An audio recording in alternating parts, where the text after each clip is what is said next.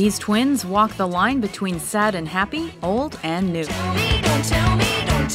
Welcome to WatchMojo.com, and today we're speaking with Sara of Tegan and Sara about their origins and influences and how they complement each other as musicians.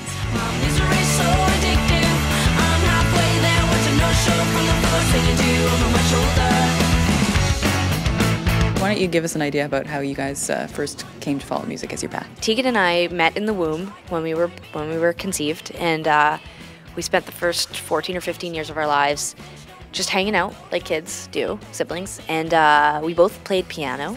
We loved music. And then there was some kind of like sort of gray area where somehow we went from listening to music to realizing, oh, I can sort of compose, writing little songs on the piano. We found a guitar that my stepdad sort of had buried in a closet downstairs.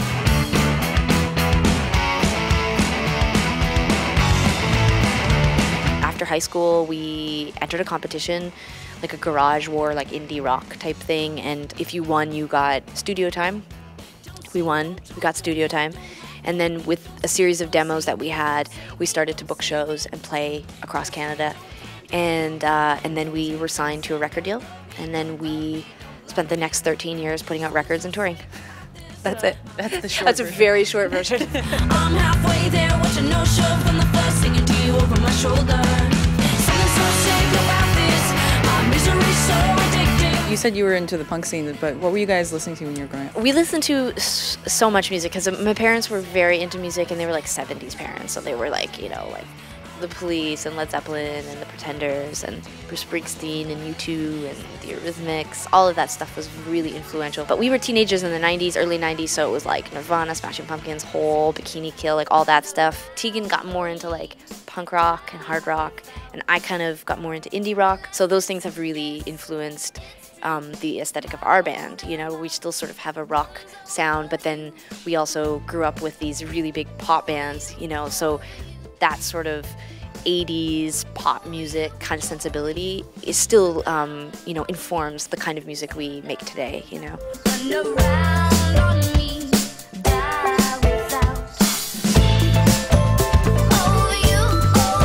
Is there anyone that you listen to or respect, at least, that we might be surprised about? I think that people assume that you like what sounds like you, you know? So from the very beginning, people would always make these assumptions. They would sort of find as many bands that sort of resembled what we were doing, and they would be like, that's what you love, right? And then I would be like, oh no, I love like hip hop, and I love like Alicia Keys and Rihanna and whatever, and they'd be like, but you don't sound anything like those people. Run around on me, die without. No hissy fits, mind my manners. It's less for me about emulating the music that we make and just letting those ideas, you know, sort of saturate my music brain, and then when I'm sitting down to compose my own music, I'm naturally sort of pulling from different genres of music. Since you are twins, I mean, I've seen this ascribed to you a lot. You're the yin and the yang, right? Oh, sure. So who's what?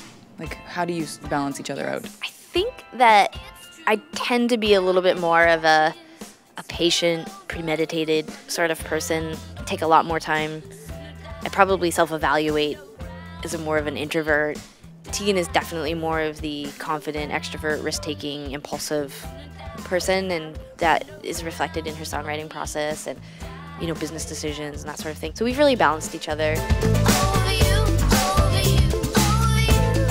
It's also meant that, like, I've been in Montreal for 10 years and she's been on the West Coast for 10 years, and we've ended up creating really, really independent identities because of the sort of, you know, opposite, you know, vibe that we both have. But I think it's also allowed for a really interesting band because we're sort of always bringing in very different sides of what's happening socially. Thank you very much. Thank you very much. I love it. I want to be in my own band. This was the best interview I've ever done. Awesome. I keep thinking Tegan's going to jump out and she's going to be like, it's my turn. And I'm going to be like, no, God, damn it.